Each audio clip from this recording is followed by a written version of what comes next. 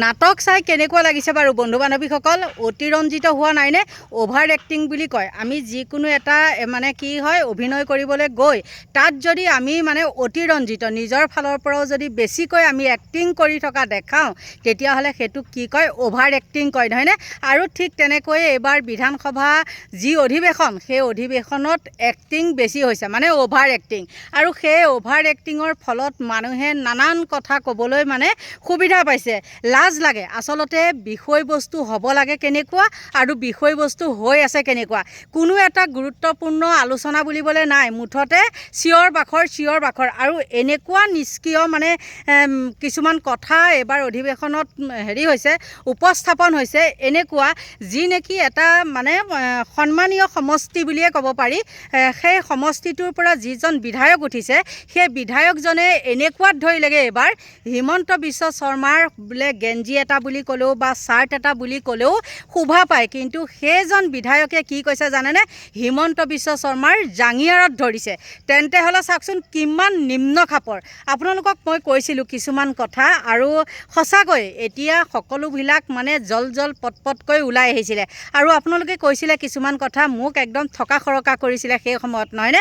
আৰু ধন্যবাদ দিছোঁ, এতিয়া আপোনালোকে সেইবিলাক কমেণ্ট মোক নকৰা হ'ল। আৰু আপোনালোকে গম পাইছে যে মানুহজনীয়ে বুজি পাইছে, মানুহজনী ছাইড হৈছে, হয় না নহয়? কিন্তু সঁচাকৈ আচৰিত কথা, যিবিলাক বিষয়বস্তু গুৰুত্ব সহকাৰে ল'ব লাগিছিলে, গুৰুত্ব সহকাৰে উপস্থাপন কৰিব লাগিছিলে, সেইবিলাকৰ ওপৰত মাত নাই। মুঠতে কাৰ জাঙিয়াৰ কিমান দাম সেইটোহে এইবাৰ বিধানসভা অধিৱেশনত উপস্থাপন হৈছে।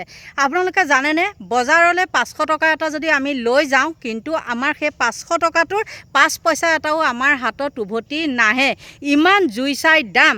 আৰু সেই বস্তুবিলাকৰ ওপৰত সুন্দৰকৈ উপস্থাপন কৰিবলৈ হ'লে কেনেকুৱা গাম্ভীৰ্য হ'ব লাগিব, নহয় জানো? কিন্তু সেই গাম্ভীৰ্য নাই। ক'ৰবাত ঠেলাৱালাত ক'ৰবাত ব্ৰইলাৰ, ক'ৰ কিবা কিবি ছাগলী তাগলী আনি লৈ পেলাই ভেকু ভাওনা, মুঠতে অভাৰ এক্টিং। আৰু সেই অভাৰ এক্টিঙৰ ফলত মানুহে চেই লেই কৰিছে। আচলতে কি হৈছে জানে, আমাৰ বিশেষ প্ৰয়োজনীয় বস্তু হৈছে কি? আমাৰ দৰৱ পাতি, শাক পাচলি আৰু কি হৈছে? চাউল, ভাতমুঠি। যিমানে বিনামূলীয়া চাউল নিদিয়ক কিয়, যিমানে যি নিদিয়ক কিয়, বহুলোকে নাপায় সেই চাউল, হয়নে? আৰু বহুলোকে এইবিলাক চাউল খাব নোৱাৰেও। কিন্তু আপোনালোকক কওঁ, যোৱা মাহত যিটো চাউলৰ বেগ, আজিকালিতো জানেই 26 কেজি বুলি কয়, কিন্তু 26 কেজি নাথাকে, 25 কেজিয়ে থাকে। সেই চাউলৰ বেগটোত আছিলে 1600 কিমান টকা। চুনা শক্তিটোৰ কথা কৈছোঁ দেই, মই অইনটো কথা নাজানো। তাৰপিছত এতিয়া কালি পৰহি আমাৰ আনিছে, সেইটোৰ দাম কিমান লৈছে জানেনে? 1800 টকা লৈছে। আৰু তাৰ মাজতো আছে কি? ভেজাল। সেই ভেজাল বস্তুবিলাকৰ ওপৰতো তেওঁলোকে মাত মাতিব লাগে, কিন্তু গুৰুত্বপূৰ্ণ কথা তেওঁলোকৰ এটাও নাই। মুঠতে তেওঁলোকে জাঙিয়াৰত লাগি আছে, কিবাত লাগি আছে, সেইবিলাক ধৰিব লাগে বোলে মাছৰ কলত, ধৰেহি বোলে মানুহৰ কলত। তেনেকুৱা ধৰণৰ কথা কিছুমান হৈ আছে। কিমান কি যে ঘটনা ঘটি আছে তাৰ ওপৰত কিন্তু মাত মতা নাই। আৰু দৰৱ পাতি কথাটো আপোনালোকক কি ক'ম, এনেকুৱা হৈছে ঘৰে ঘৰে আপোনালোকৰ ঘৰত চাগে হয়তো বেমাৰী আছে, বা আমাৰ ঘৰতো আছে, বা মই হ'লেও বেমাৰী। সেই দৰৱ পাতিবিলাক, যিটো দৰৱ আমি মাজতে কিনিছিলোঁ, এসপ্তাহৰ আগত কিনিছিলোঁ 500 টকাত, কিন্তু এতিয়া সেই দৰৱৰ দাম হ'ল 800 টকা। কিন্তু এইবিলাকৰ ওপৰত মাত নাই। মুঠতে ফটুৱামিখিনি সীমা চেৰাই গৈছে। অকল ফটুৱামি, তাৰ বাদে একো নাই। মানে আচলতে কি জানে, সময় অপব্যৱহাৰ কৰিছে যিকোনো প্ৰকাৰে। এইবিলাক যিবিলাক মানে কিছুমান হেৰিয়ে একেবাৰে সত্য শুদ্ধ গুৰুত্বপূৰ্ণ কথা কিছুমান যেতিয়া অধিৱেশনত উপস্থাপন কৰে, সেই কথাখিনি তল পেলাবৰ কাৰণে বাহিৰত আহি এইবিলাক হৈ হুলস্থুল কৰে। মানে সেইবিলাক কথা কিয় পাতিব লাগে, তেনেকুৱা ধৰণৰ। আৰু এজন মই মানে একেবাৰে মানে আদৰ্শগত বুলিয়ে ক'ব লাগিব, তেওঁ নতুনকৈ বিধায়ক হৈছে ঋষিৰাজ হাজৰিকা। সেই ঋষিৰাজ হাজৰিকাই তেওঁ নিজৰ সমষ্টিৰ ওপৰত বা গোটেই জনসাধাৰণৰ কাৰণত তেওঁ কিছুমান সুন্দৰ কথা তেওঁ কি কৰিছে, হিমন্ত বিশ্ব শৰ্মাক অৱগত কৰিছে। আৰু তেওঁ তাত সেই সমষ্টিত কি কৰিছে জানেনে আপোনালোকে? ড্ৰাগছ হওক, নকল সোণ হওক, নকল টকা হওক, এইবিলাকৰ ওপৰত তেওঁ কেনেধৰণে কি কৰিব, ব্যৱস্থা ল'ব, সেইবিলাক আলোচনা কৰিছে।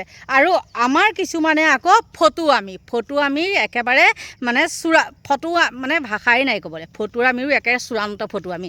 এইটোৱে ক'লোঁ আপোনালোকক। গতিকে বন্ধু বান্ধৱীসকল, এইবিলাকৰ এইবিলাকৰ পৰা আমাৰ আৰু আশা কৰি লাভ নাই। মুঠতে কি হৈছে জানে, বহু দল সংগঠন দেখিছোঁ, দল সংগঠন কৰি কিছুমান দল চল গোটাই লৈ পেলাই মুঠতে সোঁৱে বাৱে হিমন্ত বিশ্ব শৰ্মাৰ তলত কি কৰে, টকা গোটোৱা ধান্দা কৰে। মুঠতে আপোনালোকেতো গমেই পায় হিমন্ত বিশ্ব শৰ্মাৰ সেইবিলাকত নাম্বাৰ 1, কাক কেনেকৈ মেনেজ কৰিব লাগে তেওঁ সকলোখিনি জানে, আৰু সেই সকলোবিলাক তেওঁ ভৰিৰ তলত বুলিয়ে কৈছোঁ দেই।